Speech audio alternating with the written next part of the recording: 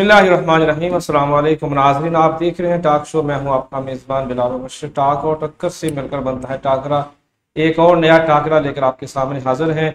एक हफ्ता पहले हमने जर्नलिस्ट वीक को खूब इंजॉय किया, जब हमने सहाफ़ी बरादरी को खराज तहसीन पेश किया और उसके साथ खूब गुफ्तगू भी की। इसी तरह हम मुख्तलिफ मौज़ूआत के ऊपर गुफ्तगू करते हैं, लेकिन जो सबसे अहम मौजू है जिसकी बदौलत मैं आज आपके सामने बोलने के काबिल हुआ हूँ, मैं आज आपके सामने छोटे से शहर में जदीद टेक्नोलॉजी का इस्तेमाल करते हुए सोशल मीडिया के दौर में अगर हम बात कर लें तो ऐसा प्लेटफॉर्म कहीं पर भी मौजूद नहीं है सोशल मीडिया के हवाले से अगर हम बात करें कि जहाँ पर टॉक शो जैसा प्लेटफॉर्म मुहैया किया गया हो। तो ये सब कुछ एक तालीम का ही कारनामा है कि एक तालीम जो है वो इंसान को, आम इंसान को खास इंसानों में शुमार करती है। एक आम बच्चे को जिसको माशरे में चलना भी नहीं आता, उसको तालीम ही एक खास शहरी बनाती है, उसकी एक पहचान होती है। अनपढ़ और एक पढ़े लिखे इंसान के अंदर बेशुमार फ़र्क हैं और कुरान पाक में भी वाज़िह फ़र्क कहा गया है कि पढ़ा लिखा और जाहल दोनों बराबर नहीं हो सकते। इसी तरह जब हमारे इस्लाम की इब्तिदा हुई, जब कुरान पाक नाज़िल होना शुरू हुआ, तो पहला लफ्ज़ भी यही था कि पढ़। माजी के दौर की बात करें, तालीम कहते हैं कि बहुत आसान थी। जदीद दौर की बात करें तो कहते हैं कि तालीम बहुत मुश्किल हो गई है। किताबों का जो है जम्मे गफ़ी लगा होता है, रश होता है। जब बच्चा स्कूल से कॉलेज या अपने स्कूल घर से स्कूल जाता है तो उसकी जो हालत होती है वो काफ़ी परेशान कुन होती है अगर हम माजी से कंपेयर करें। और भी बेशुमार मसाइल हैं जिनके ऊपर आज हम बात करेंगे, लेकिन तालीम के बगैर ना माशरा कभी पूरा हो सकता है, ना ही माशरा तरक्की कर सकता है। मेरी खुशबख्ती है कि मेरे साथ आज मौजूद हैं, हमारे साथ पहली बार हमारे प्रोग्राम का हिस्सा हैं, तलीमी शोबा से वाबस्ता हैं। और इससे पहले हम एस्पायर कॉलेज के वाइस प्रिंसिपल जनाब प्रोफेसर अब्दुल रहमान तारक साहब के साथ जब हम जो प्राइवेट अदारे हैं उनके हवाले से प्रोग्राम कर रहे थे, तब उनको मदऊ किया था जब हमारा 5वां टॉक शो था। आज अल्हम्दुलिल्लाह हम 77 टॉक शो कर रहे हैं। आज हमारे साथ मौजूद हैं प्रोफेसर खुर्रम शहजाद साहब। उनसे हम तालीम के हवाले से, तालिब इल्म के हवाले से, असातिज़ा के हवाले से और वालिदैन के हवाले से गुफ्तगू करेंगे। कुछ स्कूलों के और कॉलेज के हवाले से जो तनकीदी मामला, जो सवाल उठते हैं उन पर भी बात करेंगे, और जो तालिब इल्म में जो रवैये चेंज हो चुके हैं उनके हवाले से बात करेंगे। बात करते हैं प्रोफेसर खुर्रम शहजाद साहब जी। अस्सलाम वालेकुम। वालेकुम अस्सलाम सर, क्या हाल चाल है जी? अल्हम्दुलिल्लाह सर। पहले तो बहुत शुक्रिया कि आपने हमें वक्त दिया ताकि हम बात कर सकें आज के तालिब इल्म के हवाले से और माजी के तालिब इल्म के हवाले से। आप पिछली सदी के तालिब इल्म हैं, तो थोड़ा सा हमें बताइएगा कि आपका जो ज़माना तालिब इल्मी था वो कैसा था? बिस्मिल्लाहिर्रहमानिर्रहीम। अल्लाहुम्मा सल्ली अला मुहम्मद व अला आलि मुहम्मद। रब्बि शरह ली सदरी व यस्सिर ली अमरी वहलुल उक़दतम मिन लिसानी यफ़क़हू क़ौली। सबसे पहले हाफ़िज़ साहब, मैं आपका शुक्रगुज़ार हूँ, सिर्फ इसी वजह से नहीं कि आपने मुझे इस प्रोग्राम में इनवाइट किया, बल्कि इस वजह से भी आपका शुक्रगुज़ार हूँ कि आपने मुआशरे की उस तलख़ी को, उस हकीकत को दुनिया के सामने लाने की कोशिश की है जिसके ऊपर शायद बहुत ज़्यादा धूल पड़ चुकी है, जो ना सिर्फ एक शोबा ज़िंदगी से वाबस्ता बल्कि ज़िंदगी के मुख्तलिफ शोबा ज़िंदगी से ताल्लुक़ रखने वाले हर फर्द का इसके साथ किसी न किसी ज़राए से वास्ता पड़ता है।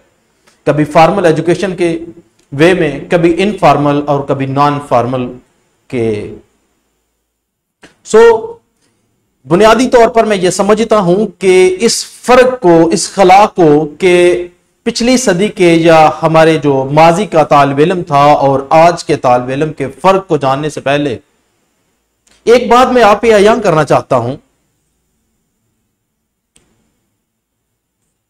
कि कोई भी दुनिया का उस्ताद अपने शागिर्द को, कोई मुरीद अपने पीर को, कोई मौलिज अपने मरीज को और कोई गुरु अपने चेले को कुछ सिखा नहीं सकता जब तक उसका मुतअल्लिम, उसका स्टूडेंट, उसका लर्नर सीखने के लिए तैयार ना हो। तो किसी भी चीज को सीखने के लिए सीखने वाले का ज़हनी, जिस्मानी, मुआशरती और इक्तसादी तौर पर तैयार होना जरूरी है। लॉज ऑफ लर्निंग, कवानीन ताल्लुम, थॉर्नडाइक ने यह नजरिया पेश किया। उसने 3 लॉज पेश किए हैं, 3 लॉज पेश किए हैं। पहला लॉ ऑफ लर्निंग का जो पहला स्टेप है, उसने कानून आमादगी दिया। मीन्स के जो मुतअल्लिम है, जो लर्नर है, जो ट्रेनर है, जो सीखने वाला है, अगर वो सीखने के लिए आमादा है और वो सीखने के लिए तैयार है, वो अपनी तमाम स्किल्स, वो एबिलिटी, वो तमाम खूबियां साथ लेके आता है चीज सीखने के लिए, तो जो चीज वो सीखेगा वो ता कयामत नहीं भूल सकता। दूसरा नजरिया उसने पेश किया था, वो नजरिया कानून मश्क था, किसी चीज की प्रैक्टिस करना, बार बार उसे करके देखना। और तीसरा जो नजरिया थॉर्नडाइक ने पेश किया, वो नजरिया तासीर है कि उसके इफेक्ट्स क्या है, उसके रिजल्ट्स क्या आते हैं। तो मैं ये समझता हूं हाफिज साहब कि किसी भी चीज के फर्क जानने से पहले पहले उसके लर्नर पे फोकस करना चाहिए। तो माजी के अंदर जो तलाबा थे, जी जी, जब वो सीखने के लिए अपने मदरसा की तरफ निकलते थे, सबसे पहले तो मैं इस अजमत को सलाम पेश करता हूं कि जब भी एक स्टूडेंट, एक मुतअल्लिम, एक लर्नर, एक शागिर्द तालीम हासिल करने के लिए अपने घर की दहलीज से बाहर पैर रखता है, तो फरिश्ते उसके रास्ते में पर बिछाते हैं। सबसे बड़ी अजमत तो इसके लिए यह है। दूसरी बात यह है कि जब माजी के अंदर बच्चा सीखने के लिए जाता था, तो उसके अंदर 2 चीजों को कंसेप्ट था। नंबर 1, सीखने का तभी रुझान पाया जाता था। नंबर 2, उसके अंदर एक खौफ था कि अगर मैं आज सीखने से कासिर रहा तो मैं दुनिया को लीड नहीं कर सकूंगा, मैं कभी काबिल इज्जत शहरी की हैसियत से जिंदगी नहीं बसर कर सकूंगा। मेरा बुरा बाप जो सुबह से शाम तक मशक्कत करता है इस वजह से कि मेरा बेटा कुछ सीखने के काबिल हो जाए, अगर मैंने उसको फ्रूटफुल रिजल्ट्स ना दिए, देने से कासिर रहा, तो शायद कभी रोजे माशर भी मुझे माफ ना किया जाए। उसके अंदर यह खौफ था। और दुनिया में जब तक मेजान कायम रहता है, तब तक चीजें बेहतरी की तरफ ग्रो करती हैं। जी ऐसा ही है साहब। अगर हम थोड़ा सा आगे चलें फैसल साहब, तो अगर तालीम के हवाले से थोड़ा बात करें, आपने माशाल्लाह बहुत अच्छी गुफ्तगू की कि तालीम कितनी ज़रूरी है एक आम इंसान को ख़ास इंसान बनने के लिए। जी सबसे पहले ये बात जानना ज़रूरी है, जो सबसे अहम बात है, जो इसमें वैल्यूएबल बात आप कह सकते हैं, कि तालीम जो है ये इंसान को जीने का हुनर सिखाती है, जीने का स्टाइल देती है। तालीम इंसान को बताती है कि उसने मुआशरे में किस तरह जीना है। यह तालीम है जो इंसान और हैवान के दरमियान बुनियादी फर्क पैदा करती है। अगर आप देखें मुआशरे के अंदर, निगाह दौड़ाएं, देखें अपने समाज के अंदर, तो एक साइड पे इंसान देखें, दूसरे साइड पे आप हैवान को लें। इंसान और हैवान की यहां एग्जाम्पल इसलिए कोड किया है कि मेरे नाजरीन को, देखने वालों को, सुनने वालों को समझने में आसानी रहेगी। अब इंसान खुराक लेता है, जानवर भी खुराक लेता है, वो भी अफसाइश नस्ल करता है, ये भी अफसाइश नस्ल करता है, वो भी अपने बच्चों को पालता है, ये भी अपने बच्चों के लिए तगोदो करता है। तो फर्क किस चीज का है? फर्क इस जगह पे यह है कि इंसान तालीम की वजह से जो इल्म होता है वो अपनी आने वाली नस्ल को मुंतकिल करता है। यह तालीम का सबसे अहम और बुनियादी फर्क है। तालीम के हवाले से पूरी दुनिया में अदारे मौजूद हैं। अगर हम, क्योंकि आपका ताल्लुक एक प्राइवेट अदारे से है, यानी कि स्पायर कॉलेज सांगले हमारे शहर में बहुत बड़ा ब्रांड है, जिसने आकर तालीम के मेयार को बहुत ही ज़्यादा बुलंद कर दिया है। तो आप क्या समझते हैं कि तालीम में जो प्राइवेट अदारे हैं उनका कितना किरदार है? देखिए जी, ये एक बड़ी दुख, अफसोस, और आप इसके लिए जो अल्फाज इस्तेमाल कर सकते हैं रंजो अलम के, वो इस्तेमाल कर सकते हैं कि हमारे गवर्नमेंट सेक्टर इतनी बुरी तरह से नाकाम हुआ है बच्चों को डेवलप करने में, कैरिकुलम को डेवलप करने में, नेशनल एजुकेशन प्लान्स को डेवलप करने में, कि आप अंदाजा नहीं कर सकते। The first educational plan, the 1947 की जो पहली तालीमी पॉलिसी थी, उस पर ही अमल नहीं हो सका। 1959 के अंदर जो SM शरीफ कमीशन रिपोर्ट बनी, उसके ऊपर जब इंप्लीमेंटेशन का टाइम आया, लेकिन बदकिस्मती से वो भी अवामी प्रेशर की वजह से वापस लेना पड़ी। पाकिस्तान के अंदर जितने भी एजुकेशनल प्लान बने, कोई एक भी अपनी पाया तकमील को नहीं पहुंच सका। कोई सियासत की नजर हुआ, कोई अवामी प्रेशर की नजर हुआ, और किसी हुकूमत को वो टाइम ही नहीं मिला। जब 5 साल के लिए एक हुकूमत आती है तो उसे चाहिए कि वो प्लान्स दे जो वो उनको पूरा करवा सके। जब ये 10 साल प्रोग्राम देंगे तो उन 10 ईयर प्रोग्राम्स के अंदर ये कैसे इंप्लीमेंट करवा सकते हैं? जस्ट इन्होंने करना क्या है, इस पॉलिसी के अंदर ये उठा के एक इल्जाम दूसरी हुकूमत पे छोड़ने के लिए प्लान्स दे के चले जाते हैं। रही बात गवर्नमेंट सेक्टर और प्राइवेट सेक्टर के अंदर, मैं समझता हूं कि बच्चों की डेवलपमेंट के लिए, सोशल डेवलपमेंट के लिए, एजुकेशनल डेवलपमेंट के लिए, पर्सनैलिटी ग्रोमिंग के लिए जो खिदमात आज प्राइवेट सेक्टर ने अंजाम दी हैं वो शायद मेरा गवर्नमेंट सेक्टर देने से कासर रहा है। उसकी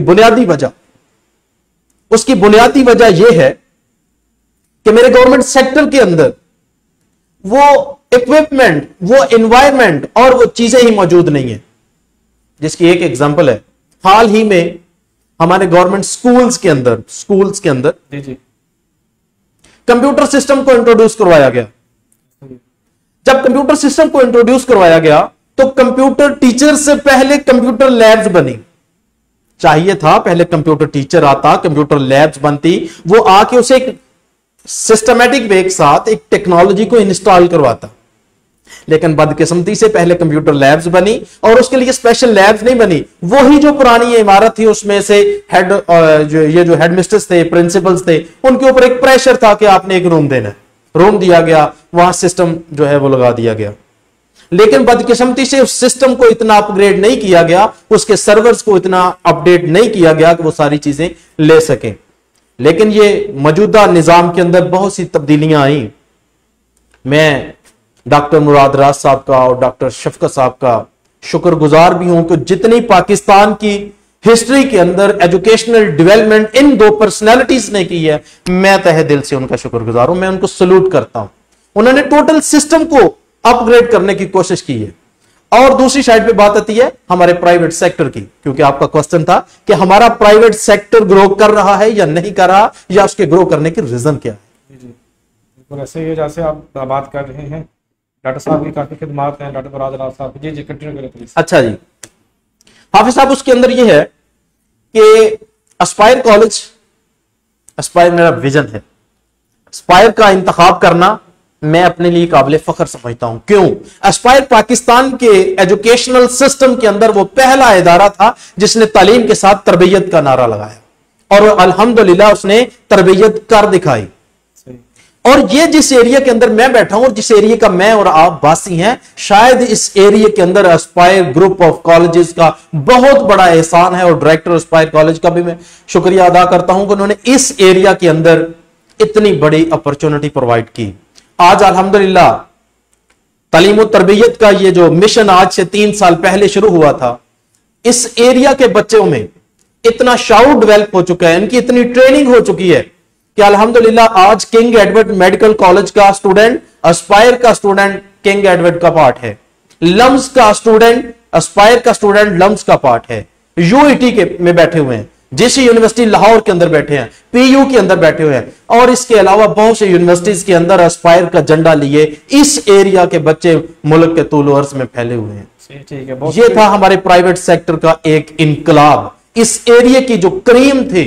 और इसके अलावा जो एक मुआशरे की बहुत बड़ी तलखी थी, एक बहुत बड़ी अफसोस था इस चीज पे। हाफिज साहब, जब आप बच्ची को स्कूल भेजते हैं, कॉलेज भेजते हैं, वैन पे जाती है, बच्ची का 3 बजे का टाइम घर पहुंचने का, बदकिस्मती से अगर किसी एक रीजन की वजह से वैन 15 मिनट लेट हो तो मां की सांसें खुश्क होना शुरू हो जाती हैं। क्यों? 3:30 बजे बाइक को वो हलकान हुए इदारे की तरफ भगाती है, बेटे जाके देखो क्या हो रहा है, बेटी क्यों नहीं अभी तक पहुंची। पता नहीं, सो कॉल्ड रीजंस हो सकती हैं, वैन खराब हो सकती है, कोई प्रॉब्लम आ सकती है, कोई ट्रैफिक ब्लॉकेज हो सकता है, लेकिन मां की सांसें खुश्क हो रहती हैं। जैसे ही घड़ी 4 बजे के करीब की तरफ जाती है, वो बेचारी परेशानी के आलम में उतरे हुए चेहरे के साथ अपने हस्बैंड के सामने जाती है, 1 घंटा लेट हो चुका है, बेटी नहीं आई। हाफिज साहब, मैं इस मुआशरे से, सामईन से और इस मुआशरे के हर फर्द से पूछना चाहता हूं कि क्या यह दरिंदों का मुआशरा है? क्या यह हैवान का मुआशरा है? क्या यह जंगल का कानून है कि किसी बेटी को उसके अपने ही एरिया के अंदर, अपने ही मुल्क के अंदर, जिसके लिए 5 लाख दुख्तराने इस्लाम ने अपनी जानों के नजराने पेश किए, वो आजादी के साथ तालीम हासिल नहीं कर सकती? और इस परेशानी को लेकर दूर दराज शहरों के अंदर हमारे अक्सर पेरेंट्स जो थे अपनी बच्चियों को भेजने से कासर थे, हेजिटेशन का शिकार थे, परेशानी का शिकार थे। भेजें कहां भेजें, किस एतमाद पे भेजें? अरे जो पेरेंट्स 1 घंटे के लिए परेशान होते हैं यार, वो बेटियों को कैसे भेज सकते हैं? परेशानी थी। इस परेशानी के अंदर हमारे एस्पायर ग्रुप ऑफ कॉलेज ने इतनी बड़ी अपॉर्चुनिटी इस एरिया के अंदर दी कि आज अल्हम्दुलिल्लाह हमारी बच्चियां मेडिकल कर रही हैं, इंजीनियरिंग कर रही हैं, और आर्ट्स के अंदर हमारे पास बहुत से स्टूडेंट्स हैं। और आर्ट्स इस एरिया का जो सबसे बड़ा प्रॉब्लम मैं समझता हूं, वो प्रॉब्लम यह है कि हमारे ये कॉन्सेप्ट दिया जाता है, ओ इन्हें केड़ा पढ़ना, इन्हों आर्ट्स रखवा दो। भाई ये कैसा कमजोर नजरिया है, सबसे बुरा नजरिया है, कमजोर नजरिया, नाकस है। जो क्रीम होती है वो मुल्क की ब्यूरोक्रेसी बनती है, लेकिन हमारे अंदर concept, guidance, lack of communication होने की वजह से हमारे पास तो काउंसलर नहीं है, हमारे गवर्नमेंट सेक्टर के अंदर काउंसलर मौजूद नहीं है। अल्हम्दुलिल्लाह एस्पायर ने पिछले 2 साल से काउंसलर्स के लिए स्पेशल क्लासेस का आगाज किया है। बाकायदा डिफरेंट यूनिवर्सिटीज से गाइडर मंगवाए जाते हैं, काउंसलर आते हैं, बच्चों को कोचिंग देते हैं, बच्चों की काउंसलिंग करते हैं एडमिशन के हवाले से, उनकी प्रोफेशनल लाइफ के रिलेटेड। और इसकी यही वो बुनियादी वजह है कि वो तालीम और तरबियत का जो मिशन लेके वो आए थे, आज वो पूरा होता हुआ मुल्क के तूल अर्ज में दिखाई दे रहा है। ठीक है, बहुत शुक्रिया जी नाज़रीन। जहाँ पर छोटी सी ब्रेक लेंगे, ब्रेक के बाद वापस आएंगे तो 1997 की पॉलिसी क्या थी और तालीम के हवाले से माजी के जो तालिब इल्म थे और उनकी कुतब का वज़न और आज के दौर के तालिब इल्म की कुतब का वज़न बराबर क्यों नहीं, इस पर भी हम सवालिया निशान करेंगे और बेशुमार सवाल अभी भी बाकी हैं। ब्रेक के बाद वापस आते हैं। घरेलू शॉपिंग हुई और भी आसान, अब आपके शहर सांगला हिल में दुआ सुपर स्टोर। तमाम ज़रूरियात जिंदगी के लिए दरकार अशिया एक ही छत के नीचे दस्तयाब हैं। हर किस्म के मसाला जात, दालें, मशरूब, सरकारी नरक पर अशिया और जनरल स्टोर की तमाम वैरायटी दस्तयाब है।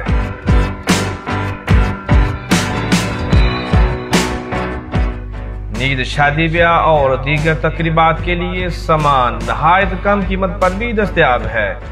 आज ही विजिट करें दुआ super store, Hamid Rajami road, निज़द मरकजी जामा मस्जिद सांगला है।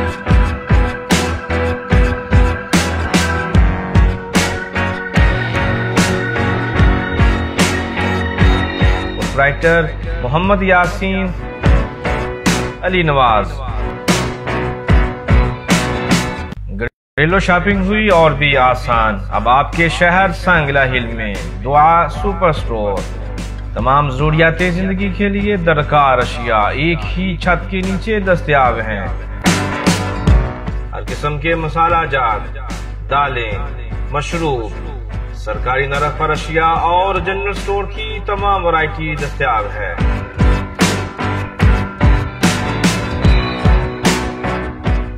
नींद, शादी ब्याह और दीगर तकरीबात के लिए सामान नहायत कम कीमत पर भी दस्तयाब है। आज ही विजिट करें दुआ super store, Hamid Rajami road, निज़द मरकजी जामा मस्जिद सांगला है।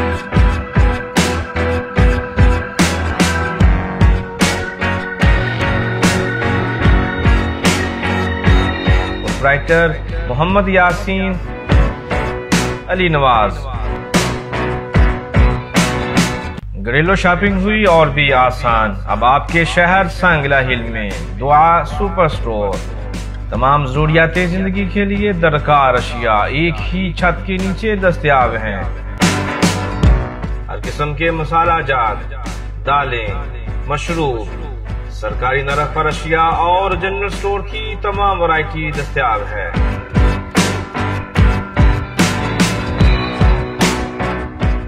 नींद, शादी ब्याह और दीगर तकरीबात के लिए सामान नहायत कम कीमत पर भी दस्तयाब है। आज ही विजिट करें दुआ super store, Hamid Rajami road, निज़द मरकजी जामा मस्जिद सांगला है।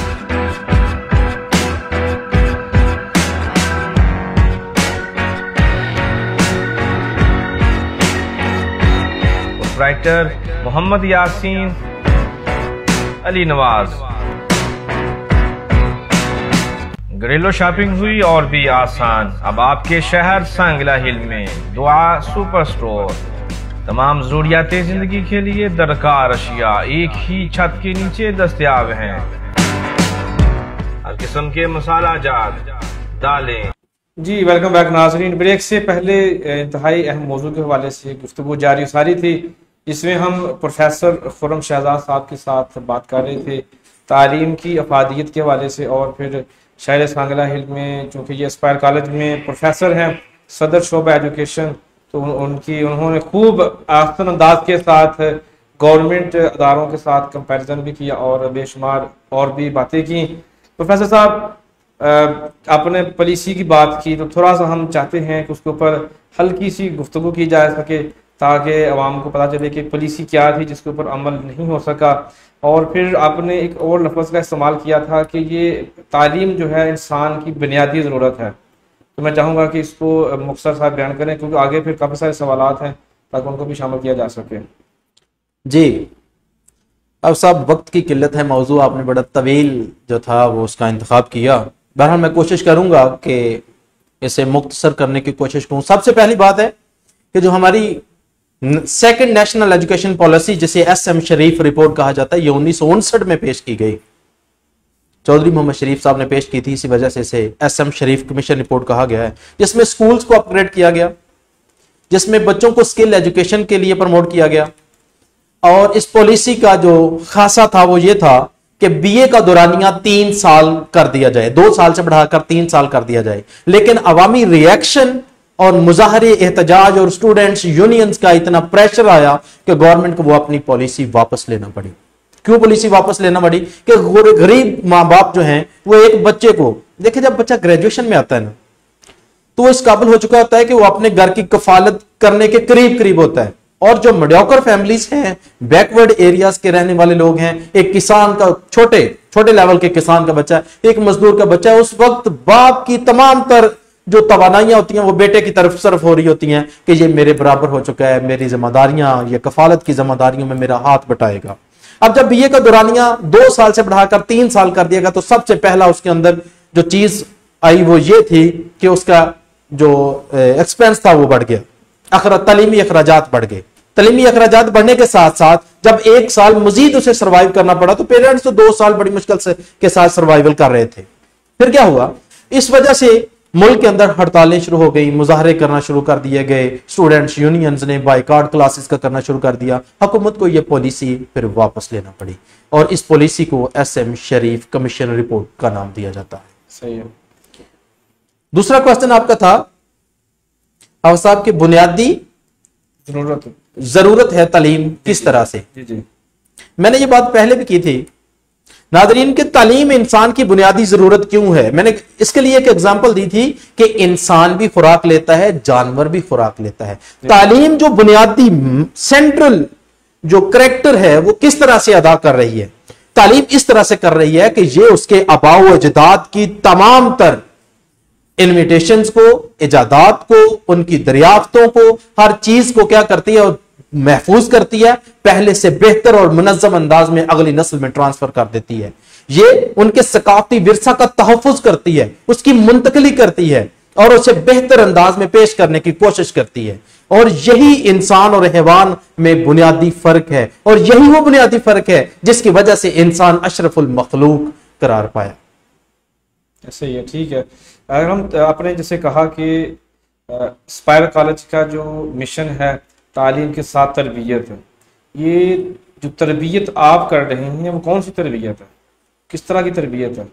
ये देखें, तरबियत का जो ताल्लुक है, तरबियत का पहला ताल्लुक मुआशरे की उन तलखियों को खत्म करना है। जिस तरह मैंने आपके सामने एक तलखी रखी कि एक बच्ची जब 1 घंटा अपने तालीमी इदारे से, अपने मदरसे से, अपनी खानगा से घर वापस नहीं पहुंचती तो फैमिली की सिचुएशन क्या होती है? जी। एक बाप की फीलिंग्स क्या है, एक माँ की फीलिंग क्या है, एक बाप की फीलिंग क्या है? सबसे पहली तरबियत क्या है? यह की जाती है कि सबसे पहले किसी की तरबियत करने से पहले जरूरत है अपने बच्चे की तरबियत की जाए।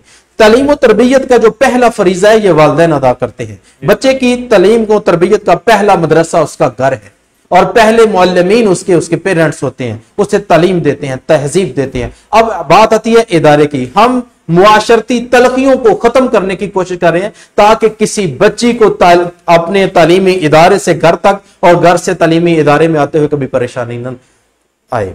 उसके बाद क्या है, हम इतना कॉन्फिडेंस बिल्ड कर रहे हैं कि वो मुल्क के तूले अर्ज में फैलकर इस रियासत ममलकत खुदादाद पाकिस्तान की खिदमत करने में किसी किस्म की कुर्बानी से दरेक ना करे। ये एस्पायर अपने बच्चों को एक इत्मीनान दे रहा है, एक यकीन दे रहा है, और यही वो तरबियत है कि हमारा हर बच्चा आज मुल्क के तूले अर्ज में अपना एस्पायर का झंडा लिए यूनिवर्सिटीज के अंदर बैठा हुआ है। इसके नताइज इंशाल्लाह बहुत जल्द इस रियासत के लिए कारीगर साबित होंगे। किताब के वाले से बात करें, माजी में चंद कुतुब होती थी जब आप भी स्कूल कॉलेज में पढ़ने जाते थे। अगर हम आज के दौर की बात करते हैं, अगर हम छोटे से बच्चे की बात कर लें तो अभी मेरी बेटी आपकी उसकी बात कर लेता हूँ क्योंकि वो साइबर स्कूल में पढ़ती है। तो वो जब हम उसकी एज में थे तो हमें तो एक एक बुक होती थी, पहले एक कापी लेके चले गए तो स्कूल से आगे। अभी उसका इतना हैवी बैग होता है कि उससे उठाया भी नहीं जाता, उसका जो बड़ा भाई कज़न है वो उठा के लेके जाता है। ये किताबों का बोझ ना सिर्फ एक छोटी बच्चे के साथ बल्कि कॉलेज के स्टूडेंट के साथ भी यही मामला है कि इतनी किताबों का जो फर्क है, ये किताबों का जो इजाफा है वो क्यों हो रहा है? हाफिज साहब, जिसमें सबसे पहला और बुनियादी जो नुक्ता आपने उठाया है, जो नकात आपने उठाए हैं, उसमें सबसे अहम बात यह है, दुनिया के अंदर वर्ल्ड एजुकेशन सिस्टम के अंदर 23 तालीमी निजाम हैं, 23 एजुकेशन सिस्टम्स इंट्रोड्यूस करवाए गए हैं। जबकि बदकिस्मती से जो हमें तालीमी निजाम दिया गया है, ये वो तालीमी निजाम दिया गया है जिसकी मार्केट में वैल्यू है। क्या वैल्यू है? लम्स की डिग्री 50,000 की, पीयू की डिग्री 25,000 की, ऑक्सफोर्ड की डिग्री 1 लाख रुपए की। मींस कि जिसकी मार्केट में वैल्यू थी वो कैरिकुलम, वो सिलेबस का इंतखाब किया गया है। अब जो एवेल्युएशन सिस्टम है, जो निजाम इम्तहानात आदिल शाह ने इंट्रोड्यूस करवाया बरे सगीर के अंदर, तो आप अगर बरे सगीर सब कंटिनेंट की हिस्ट्री उठा के देखें, एजुकेशनल हिस्ट्री, तो ये इम्तहानात का निजाम आदिल शाह ने मुतारफ करवाया था। उससे पहले जब ईस्ट इंडिया कंपनी आई है, जब अंग्रेज आया, बरतानवी सिस्टम लेके आया, उस वक्त आप हैरान होंगे सुनकर कि बरे सगीर का जो लिटरेसी रेट था वो तकरीबन 97% था। इसमें कोई फिगर की थोड़ी बहुत शायद कि हो सकता है कि वो गलती हो, लेकिन जब मुसलमानों ने ये तालीमी निजाम, ईस्ट इंडिया कंपनी ने मुसलमानों को आके ये कैप्चर किया, उस वक्त 97% था। और जिस दिन ये ईस्ट इंडिया कंपनी और बरतानवी राज यहां से खत्म हुआ, यहां का तालीमी निजाम, बरे सगीर का तालीमी निजाम और ये लिटरेसी रेट 11% था, ओनली 11% था। हमें वो निजाम तालीम दिया। आप ये बात जरा देखिएगा, इंटरनेशनल टॉक होती है, आप किसी भी दुनिया के मॉडर्न यूनिवर्सिटी के अंदर चले जाएं, दुनिया की कौन सी यूनिवर्सिटी है जब अपने प्लान्स तय पाती है एजुकेशनल, तो वो किसी और मुल्क की जुबान उठा के इस्तेमाल करती है। हमारे मुल्क के अंदर सबसे बड़ा गैब ये रहा है कि माहिरीन तालीम कहते हैं कि बच्चे को इब्तदाई तालीम उसकी मादरी जुबान में देनी चाहिए।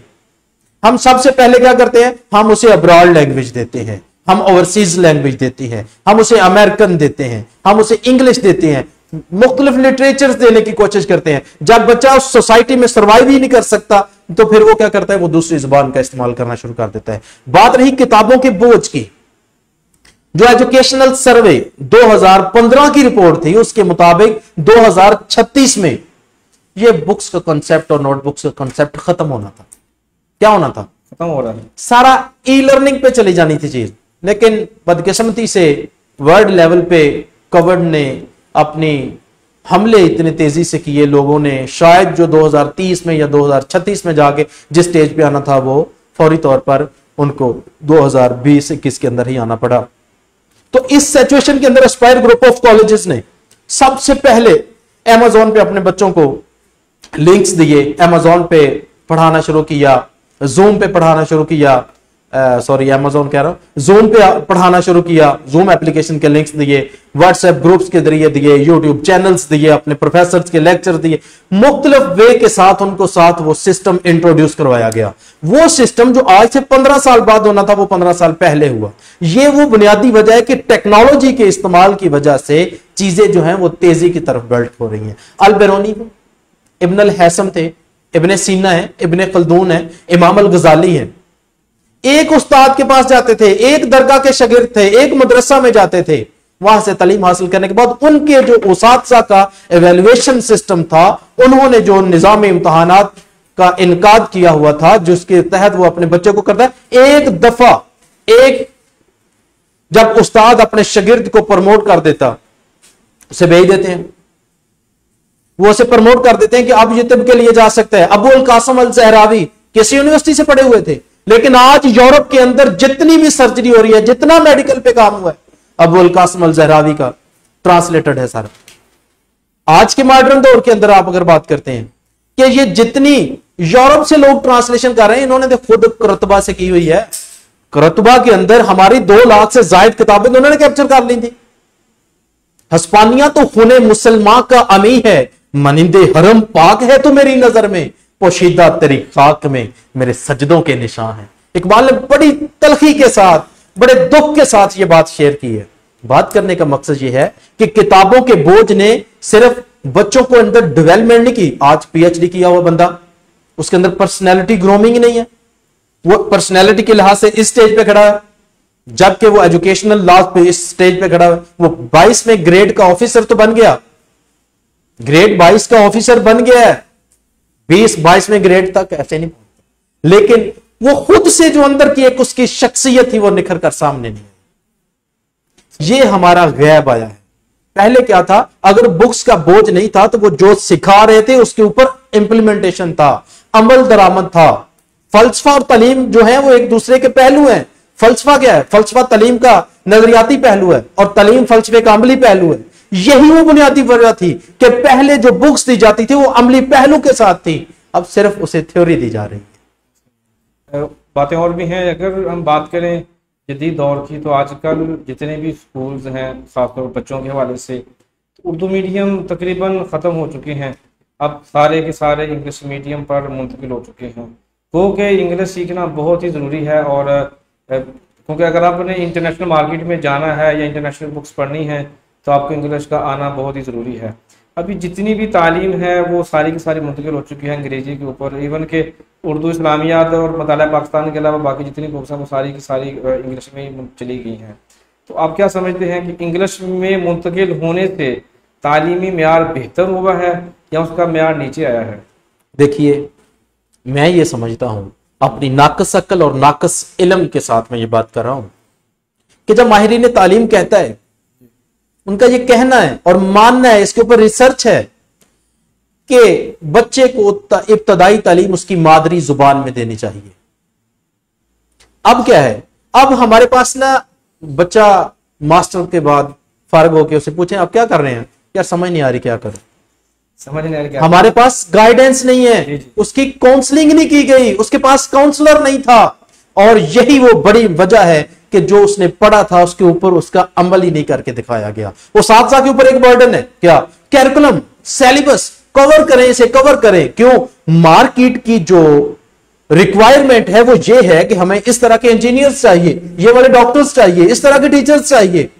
अब क्या है, जब इदारों के ऊपर मार्केट का प्रेशर है कि हमें इस तरह की प्रोडक्शन चाहिए, तो हम इदारों ने डेफिनेटली वैसे ही प्रोडक्शन देनी है, और वो प्रोडक्शन कैरिकुलम और सिलेबस की नजर होती जा रही है, जिसकी वजह से बहुत सारी जो चीजें हैं वो सीखने का गैप बच्चों के अंदर रह जाता है। सही, ठीक है, बहुत शुक्रिया। आज यहाँ पे छोटी सी ब्रेक लेंगे, ब्रेक के बाद वापस आएंगे तो अभी वो बेशुमार तलक सवालात बाकी हैं जो कि अवाम की ज़ुबान, अवाम की आवाज़ होगी, लेकिन ज़ुबान बिलाल बशर की होगी। बात करेंगे छोटी सी ब्रेक के बाद। घरेलू शॉपिंग हुई और भी आसान अब आपके शहर सांगला हिल में दुआ सुपर स्टोर। तमाम जरूरियात जिंदगी के लिए दरकार अशिया एक ही छत के नीचे दस्तयाब हैं। हर किस्म के मसाला जात, दालें, मशरूब, सरकारी नरक पर अशिया और जनरल स्टोर की तमाम वैरायटी दस्तयाब है।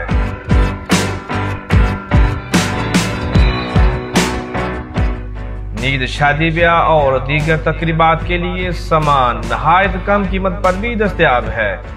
आज ही विजिट करें दुआ super store, Hamid Rajami road, निज़द मरकजी जामा मस्जिद, सांगला है।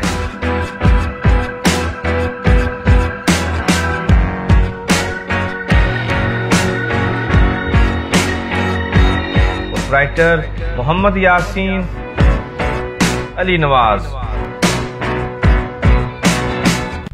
घरेलू शॉपिंग हुई और भी आसान अब आपके शहर सांगला हिल में दुआ सुपर स्टोर। तमाम ज़रूरियातें ज़िंदगी के लिए दरकार अशिया एक ही छत के नीचे दस्तयाब हैं। हर किस्म के मसाला जात, दालें, मशरूब, सरकारी नरक पर अशिया और जनरल स्टोर की तमाम वैरायटी दस्तयाब है।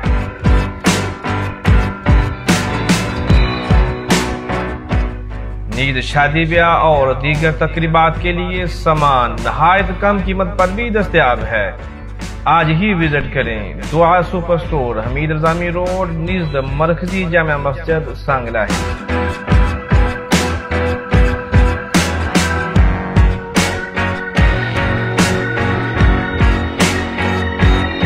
राइटर मोहम्मद यासीन अली नवाज। घरेलू शॉपिंग हुई और भी आसान, अब आपके शहर सांगला हिल में दुआ सुपर स्टोर। तमाम ज़रूरियातें ज़िंदगी के लिए दरकार अशिया एक ही छत के नीचे दस्तयाब हैं। हर किस्म के मसाला जात, दालें, मशरूब, सरकारी नरक पर अशिया और जनरल स्टोर की तमाम वैरायटी दस्तयाब है।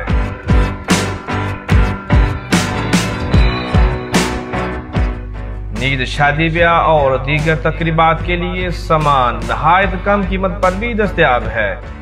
आज ही विजिट करें दुआ super store, Hamid Rajami road, निज़द मरकजी जामा मस्जिद, सांगलाही।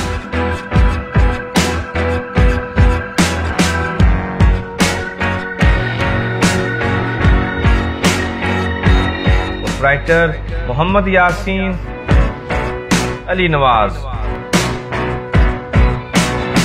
घरेलू शॉपिंग हुई और भी।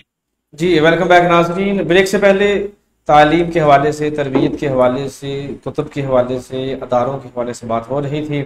अभी हम बात को लेके जाएंगे चूँकि हम टाकरा सेशन में शामिल हो चुके हैं।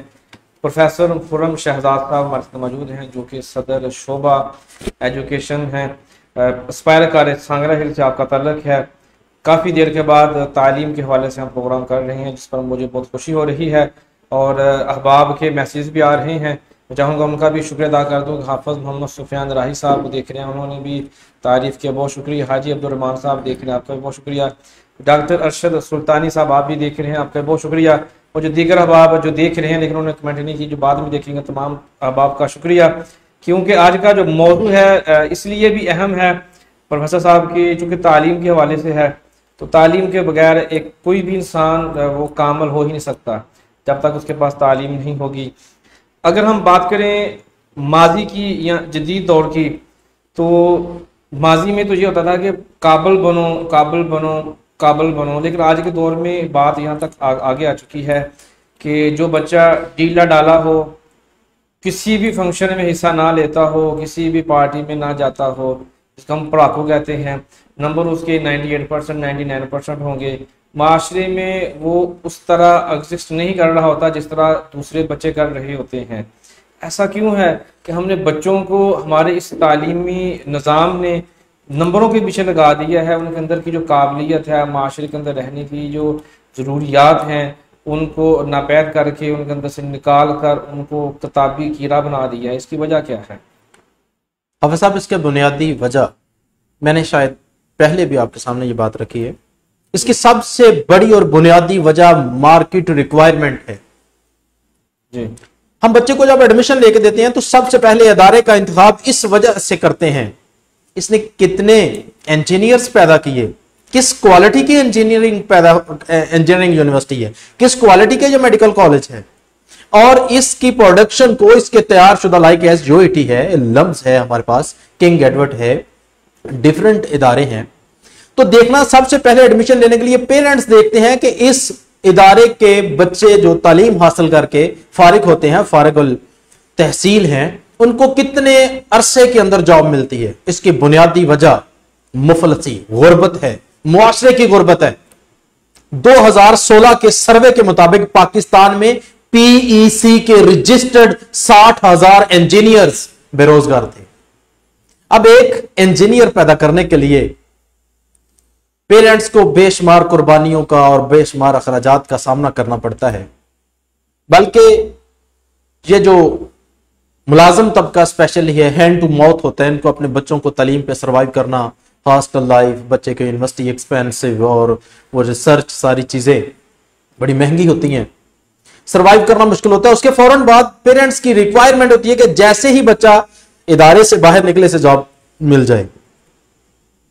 तो मुफलसी इसकी एक बुनियादी वजह है जिसने हमें चीजें सीखने, एबिलिटी, क्वालिटीज को एक साइड पे कर दिया, बल्कि मार्केट रिक्वायरमेंट्स को सामने रखा कि हम ऐसे बच्चे पैदा करें, ऐसे स्टूडेंट्स तैयार करें, ऐसे इंजीनियर्स तैयार करें, ऐसे डॉक्टर्स पैदा करें, ऐसे प्रोफेसर्स पैदा करें जो जैसे ही तालीम से फारिग हों वैसे साथ ही उनको जॉब मिल जाए। इसकी बुनियादी वजह मुफलसी है। अफलास ने बच्चों को बख्शी है संजीदगी के सहमे हुए रहते हैं, हाफिज साहब शरारत नहीं करते। यह गुर्बत बड़ी बुरी चीज है, यह इंसान से उसका जो तुर्रा इम्तियाज होता है वो भी छीन लेती है। अल्लाह पाक माफ फरमाए। दूसरी इसकी जो रीजन है, आपने बात की कि काबिलियत कम होती जा रही है।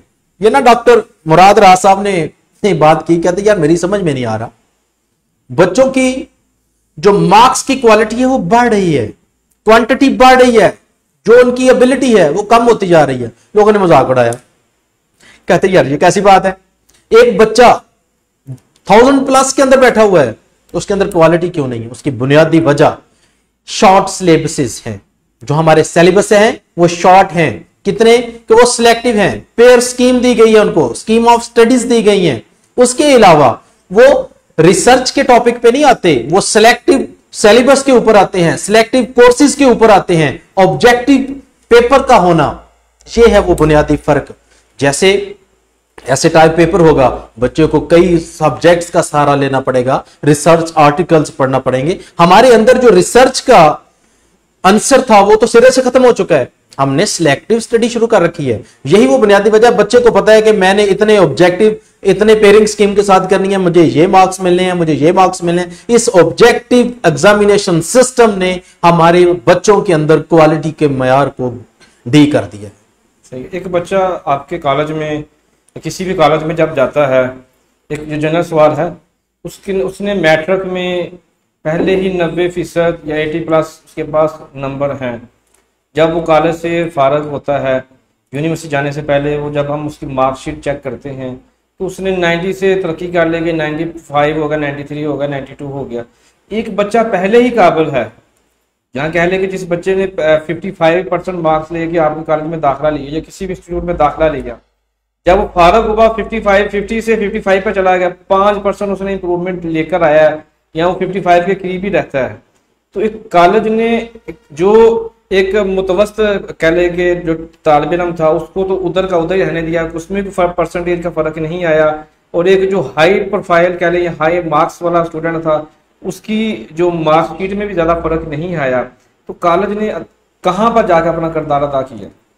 हाँ साहब, बड़ा मजेदार क्वेश्चन किया आपने, बड़ा इंटरेस्टिंग क्वेश्चन है आपका। और मैं समझता हूं कि मेरे नाजरीन, सामीन, इनके लिए एक बहुत ही इंटरेस्टिंग और वैल्यूएबल रिस्पॉन्स होगा। हम सबसे पहला आपने कहा कि वो एक अच्छी अचीवमेंट लेके आपके इदारे में आया। जी। मेरे भाई और मौजूद सामीन, एजुकेशन सिस्टम को एवेल्युएट करने के 2 मेथड हैं, एक डिजिट से किया जाता है, दूसरा क्वालिटी से किया जाता है। एक सिफात के साथ किया जाता है, दूसरा अददी एतबार से किया जाता है कि इसके अंदर एबिलिटी कितनी है, क्वालिटीज कितनी है, मेरिट्स कितने हैं, मैनर्स कितने हैं, वे ऑफ लाइफ क्या है, मॉरल वैल्यूज क्या है, सोशल वैल्यूज क्या है, वे ऑफ टॉक क्या है इसका। और दूसरा डिजिट्स दिए जाते हैं। मुझे खुशी हुई इस बात की कि आपने भी क्वेश्चन के अंदर जो बात की वो सिर्फ एक एतबार से की, वो अददी एतबार से थी, मिकदारी एतबार से थी, डिजिट के हवाले से थी कि वो 1000+ के अंदर आया, वो 95% पे आया, वो 90% के। आपने भी परसेंटेज की बात की। मेरे भाई क्या खूब था कि ये क्वेश्चन किया जाता, और ये जो क्वेश्चन आपने किया ये मुआशरे के तकरीबन 97% लोगों का यही क्वेश्चन है, यही अलमिया है कि मैंने 10-100 नंबर लेके बच्चे को भेजा है, ये 1050 पे क्यों नहीं गया? और मेरे भाई ये जो कैरिकुलम है, ये जो हमारी एक्टिविटीज हैं, एक्स्ट्रा करिकुलम एक्टिविटीज हैं, हर ये जो जहानत का, इंटेलिजेंस का जो नजरिया है, ये 1991 में 1991 के अंदर दुनिया के अंदर 10वां इंटेलिजेंस का नजरिया पेश किया गया, जिसे इमोशन इंटेलिजेंस कहते हैं। जो इंटेलिजेंस मेजर करने का जो फार्मूला है वो है, एक होती है इंसान की फिजिकली एज, एक तभी उम्र है, एक जहनी उम्र है। तभी उम्र को जहनी उम्र से जब तकसीम करते हैं, डिवाइड करते हैं, 100 से मल्टीप्लाई करते हैं, तो उसका इंटेलिजेंस लेवल निकलता है। अब इंटेलिजेंस लेवल को मेजर करने के लिए बेशुमार रिसर्च हुई, इसके ऊपर बहुत सी आर्टिकल्स भी आए, जिसके ऊपर मुख्तलिफ माहिरीन तालीम को इतराजात भी रहे। लेकिन दुनिया में आइंस्टाइन का 135 आईक्यू लेवल था। हाल ही में शायद कनाडा के स्कूल की एक बच्ची थी, या एग्जैक्ट कंट्री का नेम मुझे याद नहीं, उसकी मादरत, तो उस बच्ची का जो आईक्यू लेवल था वो 135 से भी ज्यादा था। जब जो फतीन लेवल के बच्चे होते हैं उनका आईक्यू लेवल जो होता है, इंटेलिजेंस लेवल जो है वो 140 से अबव होता है। अब हमें जब तालीमी मयार को परखना है तो हम दो चीजों से परखेंगे, एक डिजिट से, एक सिफात के साथ, कि इसके अंदर डिजिट्स कितने इंप्रूव हुए और इसके अंदर सिफात कितनी इंप्रूवमेंट हुई। तो मैं तो अक्सर अपने बच्चों को कहता हूं कि आज जिस क्वालिटी के साथ, जिस सिफात के साथ, जिस स्किल के साथ और जिन डिजिट्स के साथ आप बैठे हैं, 2 साल के बाद खुद को इवेल्युएट कीजिएगा। और बच्चा खुद को इवेल्युएट कैसे करेगा? मेरे बच्चे खुद को इवेल्युएट इसी तरह करने के, जिस सोसाइटी से आप मूव करके हैं, मैट्रिक लेवल के अपने फ्रेंड्स को इकट्ठा करें, डिफरेंट इदारों के अंदर बैठे हुए हैं वो। जब आप 2 ईयर प्रोग्राम अपना कंप्लीट करते हैं, किसी एक मीटिंग में बैठे, जब आप कम्युनिकेट करेंगे एक दूसरे के अंदर, आपका कम्युनिकेट करने का स्टाइल, आपके दलील देने की पावर, आपके अंदाजे गुफ्तगू, आपका लिविंग स्टाइल, आपका पहनावा, आपका चाल चलन, अंदाजे बूदोबाश खुद बताएंगे कि आप कितना डेवलप हुए हैं। और यही वो तालीम है जो ग्रूमिंग कर रही है। सिर्फ डिजिट की ग्रूमिंग नहीं है, बल्कि पर्सनैलिटी ग्रूमिंग भी है, स्किल्स की ग्रूमिंग भी है। जी आप ठीक, बहुत शुक्रिया। कभी दौर था कि कहा जाता था कि मोबाइल स्कूलों में ना लेकर आए। आज का जो बच्चा है, हमने 2020 में खुद उसको मोबाइल पर लगा दिया। जैसे आपने पहले भी कहा क्लासेस के हवाले से, 2036 में तो पहले ही प्लान था जो 2020 में ही मुकम्मल हो चुका है। फिर अभी भी खैर अदारों में मोबाइल अलाउ नहीं है, लेकिन आज का जो बच्चा है, चाहे वो 4 साल का बच्चा है जो पीजी में जाता है, चाहे वो एफएससी कर रहा है बच्चा, चाहे 8, 9, 10 किसी भी क्लास में है, वो मोबाइल का इतना इस्तेमाल कर रहा है कि उसकी जो ज़िंदगी है वो अभी ज़्यादा से ज़्यादा गुजर रही है, तो वो मोबाइल के अंदर ही गुजर रही है। आप एक बच्चे को जो मोबाइल इस्तेमाल करता है उसको आप क्या कहेंगे, किस तरह वो मोबाइल को छोड़कर तालीम के मैदान में अपना बेहतरीन जो है वक्त सर्व कर सकता है? अब साहब, जो जहां तक टेक्नोलॉजी का इस्तेमाल है, वक्त के साथ साथ इन्विटेशंस हुई, इन्वेंशंस हुई, दरियाफ्तें आई। जब तक आप इन दरियाफ्तों का, इन इन्वेंशंस का पार्ट नहीं बनेंगे, उनके यूजर नहीं बनेंगे, उनको यूटिलाइज नहीं करेंगे, आप मुआशरे के साथ चलने से कासर रहेंगे। वक्त की जरूरत है कि बच्चा टेक्नोलॉजी से आशना हो। जिस तरह ई लर्निंग प्रोग्राम चलाए गए, जूम पे मैंने आपको मिसाल दी कि एस्पायर ने सबसे पहले जूम पे अपने बच्चों को लेके आए कोविड सिचुएशन के अंदर, ताकि हमारा एजुकेशन सिस्टम नुकसान में ना जाए।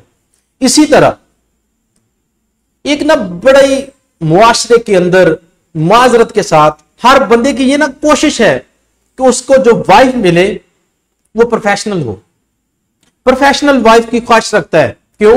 मैंने पहले बताया कि मुल्क के अंदर मुफलसी है, गुर्बत है, महंगाई है, प्रॉब्लम्स हैं, लेकिन कोई बंदा प्रॉब्लम्स को फेस करने के लिए तैयार नहीं है। इसलिए वो चाहता है कि लाइफ पार्टनर भी जॉब करे, मैं भी जॉब करें। और ये जो नजरिया है, ये जो सिस्टम है, ये अमेरिका ने इंट्रोड्यूस करवाया था। वहां वो किसी ने कुत्ता मगर लगाया हुआ है, किसी ने बिल्ली मगर लगाई है, किसी ने कोई जानवर मगर लगाया, अपने बच्चे डे केयर सेंटर में छोड़ा है। जब एक औरत प्रोफेशनल के अंदर जाती है, अपने प्रोफेशन के अंदर जाती है, सबसे पहली चीज उसे डे केयर सेंटर से वास्ता पड़ता है, बच्चे को वहां छोड़ना पड़ता है, अदरवाइज वो प्रोफेशनल नहीं हो सकती। घर के अंदर उसे अपनी फूड चेन इस तरीके से डिजाइन करना पड़ती है। इसी तरीके से लॉन्ड्री और बेशुमार मसाइल हैं, इनके ऊपर बाकायदा रिसर्च हो रही है कि कौन कौन से फैक्टर्स हैं, कौन कौन से प्रॉब्लम्स हैं प्रोफेशनल वुमेन्स के लिए। एक हाउस वाइफ और उसके अंदर बहुत ज्यादा फर्क है।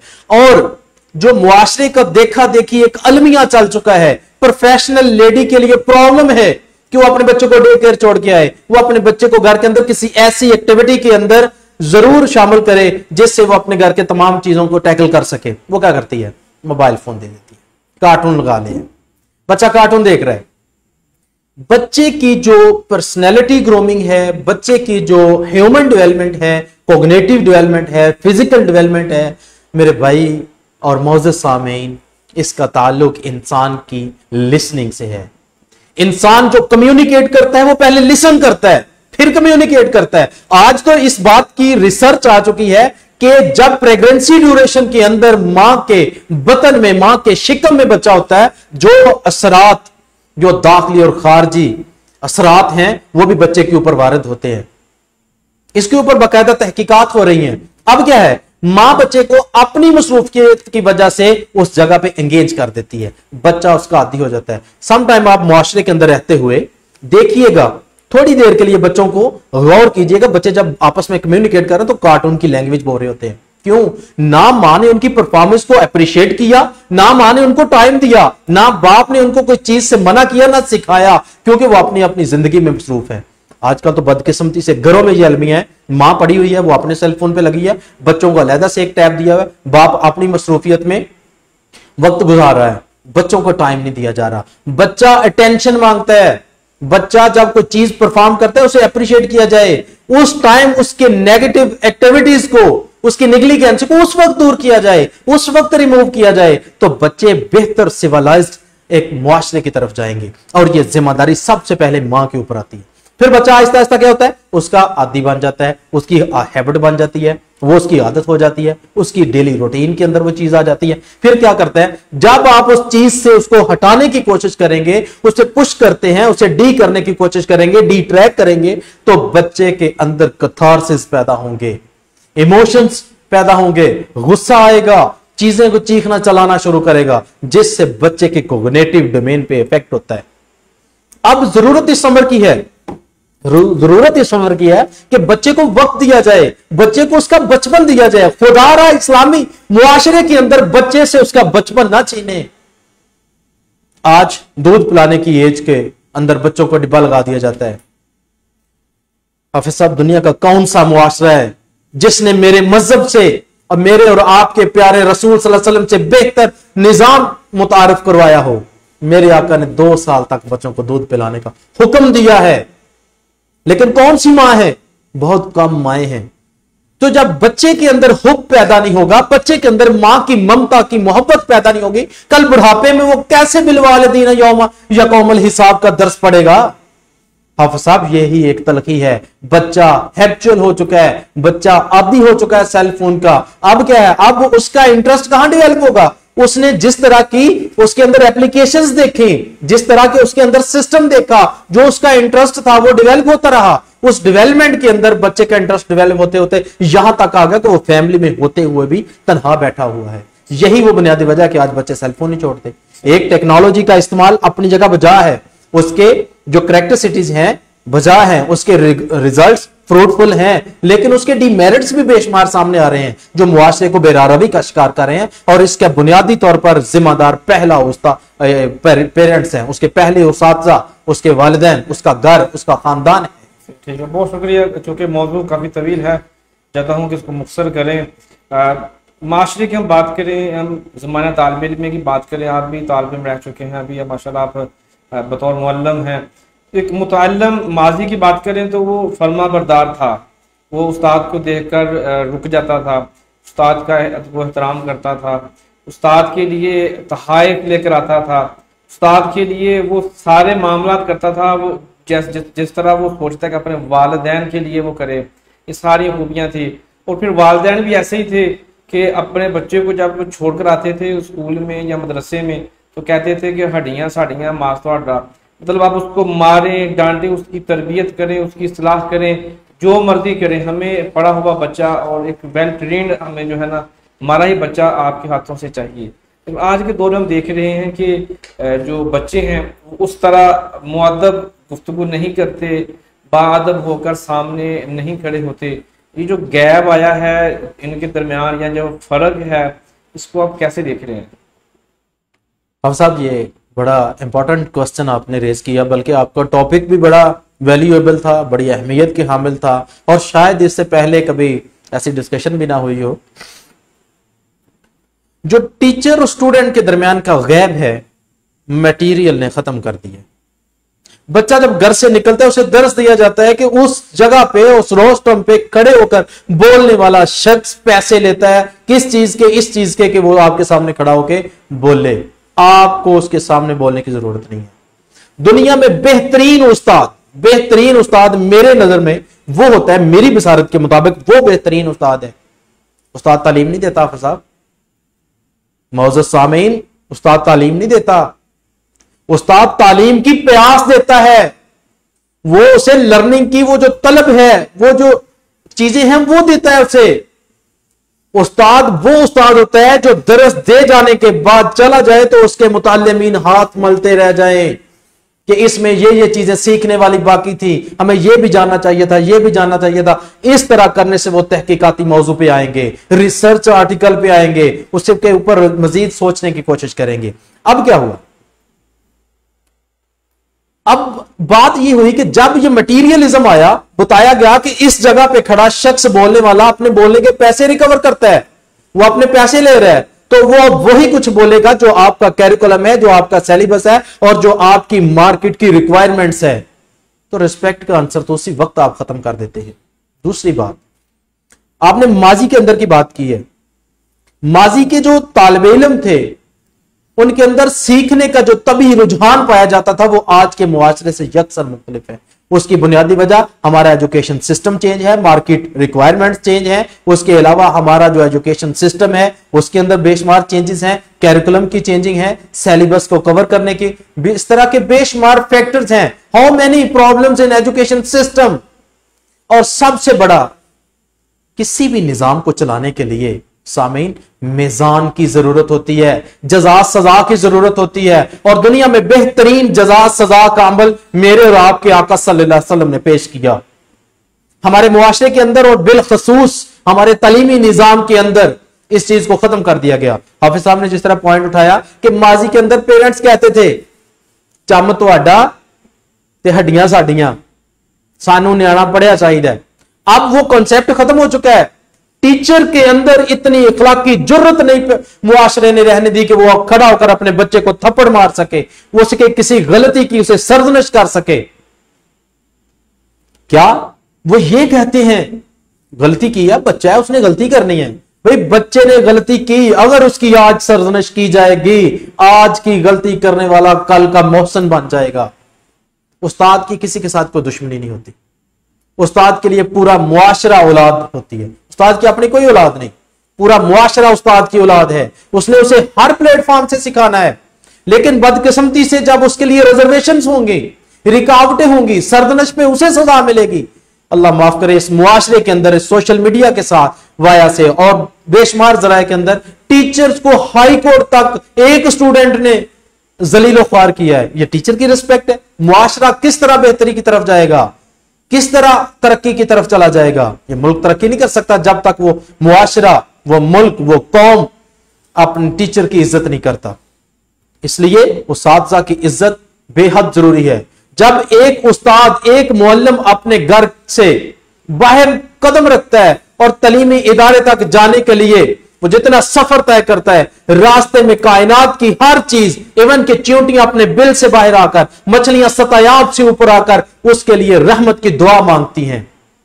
क्यों? कि ये इंसानियत को दरस देने के लिए गया है। ये एक उस्ताद का रुतबा है, एक उस्ताद का मुकाम था। ये एक उस्ताद की ताजीम है जो शरीयत ने दी है।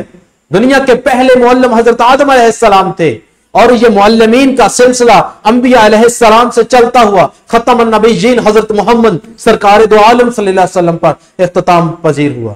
और आज मुआशरे के अंदर ये दर्सो तदरीस, ये तालीम व ताल्लुम, ये सीखने सिखाने का जो अमल है, ये आज हम उस्ताद सर अंजाम दे रहे हैं। जब मुआशरे के अंदर एक उस्ताद की ताजीम नहीं होगी तो शायद वो चीजें सिखाने से कासर रह जाएगा जिन चीजों को सिखाना बच्चों के लिए जरूरी है। यही बुनियादी वजह है कि बच्चे ने इसे एक बिजनेस समझा है। और दुनिया के अंदर जागीरदार जागीरदार का बेटा अपनी प्रॉपर्टी पे कल्टीवेशन करेगा, ज़राअत करेगा, अपनी सिस्टम जो है वो अपनी कफालत का अपनी अगली नस्ल का चला सकता है। दूसरा बिजनेसमैन है, पैसा है उसके पास, वो बिजनेस करेगा, डिफरेंट जगह पे वो अपनी इन्वेस्टमेंट करेगा, आउटपुट लेगा, लाइफ सर्वाइव कर जाएगा। तीसरा बंदा जो है वो क्या है, वो है स्किल पर्सन। उसने कोई काम सीखा, उसने कोई ये टिश्यू पेपर बनाने वाला को काम सीख लिया, ये लैपटॉप को, ये गैजेट्स को, इस तरह के कोई कारपेंटर का काम सीख लिया। वो जब इस तरह की चीजें सीखेगा उसके अंदर हुनर आ जाएगा, उसके अंदर स्किल आएगी, टेक्निकल एजुकेशन हासिल करेगा, वो अपने हुनर से पैसा कमाएगा। चौथा और कमजोर तरीन नजरिया क्या है, पुत्र पाड़ला कुछ बन जाएगा।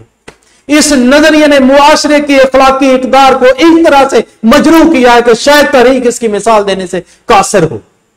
इसने मजरू करके रख दी है हर चीज की इज्जत को, क्योंकि तालीम मादियत बन गई, और जिस मुआशरे की तालीम मादियत बन जाए वो मुआशरा कायम नहीं रह सकता। वो मुआशरा बेरारवी का शिकार होता है। वहां अफराद की इज्जत नहीं, वहां दौलत की इज्जत की जाती है। यही बुनियादी फर्क है। आपके मुआशरे के अंदर लग्जरी गाड़ी, लग्जरी रहायश और वीआईपी प्रोटोकॉल की इज्जत है, तालीम की इज्जत नहीं है। पढ़े लिखे लोग, स्कॉलर्स लोग, रिसर्चर लोग बेचारे सड़कों के ऊपर रुलते हुए नजर आते हैं आपको। और एक वो शख्स जो स्कूल से भागा हुआ, जिसके पास शाऊर नहीं है बट वो इन्वेस्टर है, वो काबिल इज्जत है। इस तरह की बेशुमार तलखियां हैं। मैं आपसे गुजारिश करूंगा कि इस तरह के तलख सवालात मत उठाइएगा। मेरे अंदर बेशुमार ऐसी तलखियां हैं, शायद मुआशरे के सामने रखूं तो वो मुआशरे को भी अच्छी ना लगे। चलें हम आगे चलते हैं। अगर हम बात करें दीगर कॉलेजेस की, स्कूल कॉलेजेस की और माशरे की, तो हर शख्स कुछ ना कुछ मशवरा देता है कि बेटा आप ये कर लें। जैसे आपने भी बात की, तो आपने शुरू में भी कहा कि स्पायर कॉलेज कैरियर काउंसलिंग के हवाले से बहुत ज़्यादा काम कर रहे हैं, बच्चों को गाइडेंस देते हैं कि आपने मुस्तकबिल में ये काम कर सकते हैं, अगर आप ये काम करेंगे तो आपको ये बेनिफिट्स हो सकते हैं मुस्तकबिल में जाके। अगर ये मेरा लास्ट क्वेश्चन है आपसे कि एक बच्चा जब आपके पास आता है तो किस तरह दूसरे कॉलेजेस के साथ कंपेयर करके स्पायर कॉलेज एक बच्चे के अंदर सेल्फ कॉन्फिडेंस को बिल्ड करता है और उसको बताता है कि यू कैन डू। हाफिज साहब, सबसे पहली बात, अस्पायर का इस एरिया के अंदर कंपेटिटर ही कोई नहीं है। अस्पायर का कंपेटिटर बोर्ड के अंदर बैठा हुआ है। हमारा कंपेटिटर लाहौर बोर्ड है। ये छोटे छोटे तलीमी इदारे हमारे कंपेटिटर नहीं है। ये पता नहीं किसी ने डिस इन्फॉर्मेशन फैलाई होगी, किसी दुश्मन ने अड़ाई होगी कि मैं उसका, ओ भाई हमारे मुआजने का तो बंदा लेके आए, हम पल्ला तो बंदा लेके आए। अस्पायर की फैकल्टी, एकेडमिक्स, उनका डिसिप्लिन, उनका एजुकेशनल एनवायरनमेंट आप विजिट कीजिए। इंशाअल्लाह ताला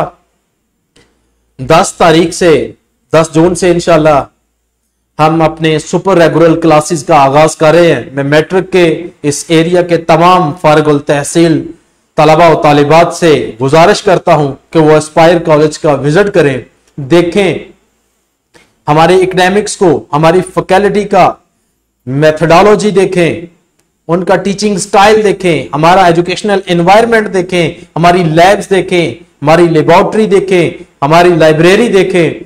तो इंशाल्लाह मैं समझता हूं कि मार्केट खुद बताएगी कि एस्पायर का डिफरेंट इदारों के साथ क्या डिफरेंस है उसके अंदर। तो दूसरी बात आपने की कि आप किस तरह से कोचिंग करते हैं। तो हाफिज साहब, हम अपने बच्चों की तालीम और तरबियत के लिए हर वो मुमकिन कोशिश करते हैं जिससे बच्चों की प्रोफेशनल लाइफ के अंदर, सोशल लाइफ के अंदर जो है वो एक तरबियत पैदा हो सके, एक वो निकात पैदा हो सके जिससे बच्चे को अपनी जिंदगी गुजारने में फख्र महसूस हो, वो इस मुआशरे का काबिल इज्जत शहरी बने।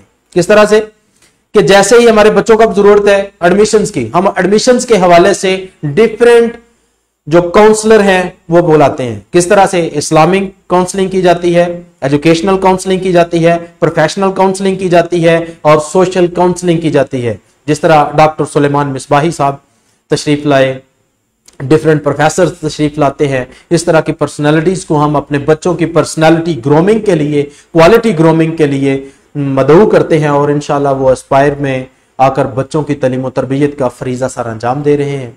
ठीक है जी, बहुत शुक्रिया। अगर चूँकि हम प्रोग्राम का वक्त तवील होता जा रहा है, हमारा 1 घंटा टाइम होता पूरा हो चुका है, गुफ्तगू इस तरह कह लें कि पुरमग़ज़ थी कि पता ही नहीं चला कब वक्त जो है ना वो ओवर हो चुका है। जाते जाते क्या पैगाम देना चाहेंगे आप हमारे नाज़रीन को जो भी सुन रहे हैं, ख़ास तौर पर उन तलबा तालिबात को जिन्होंने भी हालिया दिनों में जो आजकल मैट्रिक के एग्ज़ाम दे रहे हैं, उनको आप क्या पैगाम देंगे? हाफ़िज़ साहब, सबसे पहली बात तो मैं एक बार फिर आपके पूरी टीम का और आपके इस पूरे सेल का शुक्रगुजार हूँ कि आपने इस खाकसार को इतनी इज्जत, इतनी तौकीर बख्शी। दूसरी बात यह है कि मैं इस मुआशरे में जीने वाले हर फर्द और बिलखसूस अपने नौजवान बच्चों को रिक्वेस्ट करना चाहता हूं, ये मेरी रिक्वेस्ट है कि मुआशरा बड़ी तेजी के साथ यहाँ क्लाइमेट चेंज आ रहा है। मेरी आपसे इल्तमास है बच्चों, अपने नौजवान से इल्तमास है, अपने बुजुर्गों से, अपनी बेटियों से, मुआशरे के यंगस्टर से कि ज्यादा से ज्यादा दरख्त लगाएं, जितने ज्यादा दरख्त लगा सकते हैं लगाएं और खुदारा इनकी हिफाजत करें। इंसानी जान जितनी जरूरी है उससे कहीं ज्यादा इन दरख्तों की भी जरूरत है। इसलिए मेरी आपसे गुजारिश है, ये ना देखें ये मेरे घर में, ये मेरे लॉन में या किस जगह पे है, ये मेरे इदारे में है। आप जिस जगह जितने दरख्त लगा सकते हैं लगाएं, लेकिन जो दरख्त आप लगाएं इस नजरिए से लगाएं कि यह सदका जारिया है, कल इसके साये में कोई बैठ के पढ़ सकता है, आराम कर सकता है, कोई रुक सकता है, इसका कोई फ्रूट खा सकता है और ये मेरे मुल्क की ग्रीनरी में इजाफा करेगा। जितने दरख्त लगाएं उनकी हिफाजत जरूर करें। और दूसरा, मैं मैट्रिक से फारिग होने वाले तालबा और तालिबात को इनवाइट करता हूं, आपके मीडिया चैनल के हवाले से दावत देना चाहता हूं कि आप हमारे एस्पायर कॉलेज सांगला हिल कैंपस जरूर एक दफा तशरीफ लाएं, अपने पेरेंट्स के हमरा, अपने फ्रेंड्स के हमरा, और आके हमारे एकेडमिक्स, हमारा डिसिप्लिन और हमारे करिकुलम एक्टिविटीज और जो एक्स्ट्रा ऑफर्स है वो एक बार जरूर विजिट करें। इंशाल्लाह आपकी तवक्कुआत पे पूरा उतरेगा। जिस तरह पिछले 3 साल से हमारा इदारा तालीम और तरबियत के अज़म के साथ इस इदारे के लिए अपनी खिदमात सर अंजाम दे रहा है, आपकी पर्सनैलिटी ग्रूमिंग में भी अपना किरदार जरूर अदा करेगा। आप साहब बहुत शुक्रिया, बहुत शुक्रिया, आपने वक्त दिया और बहुत ज़बरदस्त और मालूमाती गुफ्तगू हुई। जो हमारे नाजरीन हैं जो कमेंट कर रहे हैं माशाल्लाह, वो काफ़ी दोस्तों ने कमेंट भी किए हैं और आपकी गुफ्तगू को काफ़ी लोगों ने सराहा है। अब आपका भी शुक्रिया अदा करते हैं और नाजरीन का भी शुक्रिया अदा करते हैं जो हमारे प्रोग्राम को देख रहे हैं। आप लोगों के कमेंट से ही हमारी हौसला अफजाई होती है। नाज़रीन, इसी पैगाम के साथ आपसे इजाज़त चाहेंगे कि तालीम और तरबियत के हवाले से जो भी अदारे काम कर रहे हैं, जैसे एस्पायर कॉलेज के हवाले से उन्होंने पैगाम दिया खुरम शला साहब ने कि आप विज़िट करें और ख़ास तौर पर अपने जो सातिदा जो आपके हैं, जो कह लें कि हाई स्कूल के हैं, उनके साथ भी विज़िट कर सकते हैं, अपने पेरेंट्स के साथ विज़िट कर सकते हैं और अपने क्लास फेलोज़ के साथ विज़िट करें और वहाँ पर आएँ, आके देखें, फिर जाके आप वहाँ पे दाखिला लें। अभी समर कैंप शुरू होने वाला है, आप विज़िट कर सकते हैं कि आपको पता चलेगा कि इतना बड़ा ब्रांड जो हमारे शहर में अपनी तालीमी खिदमत सर अंजाम दे रहा है, उनमें क्या ख़ास है जो दूसरे कॉलेजेस में नहीं। अब आपको लाहौर फैसलाबाद जाने की ज़रूरत नहीं, अब आपके शहर सांगला हिल में भी एस्पायर कॉलेज सांगला में मौजूद है, जहाँ पर बेहतरीन और आला तालीम आपको दी जाती है। इसी पैगाम के साथ आपसे इजाज़त चाहेंगी कि तालीम हासिल करना हर एक का बुनियादी हक है। वालिदैन की जिम्मेदारी है कि वो औखे हों सौखे हों, लेकिन वो अपने बच्चों को तालीम ज़रूर दिलवाएं और तालीम से ही माशरा तरक्की की जानब जाता है और तालीम के बगैर इंसान नहीं रहता। तालीम के साथ ही एक आम इंसान एक ख़ास इंसान बन जाता है। मिलेंगे फिर किसी नए रोज़ नए मौजू नए मेहमान के साथ, तब तक हमें इजाज़त। पाकिस्तान जिंदाबाद।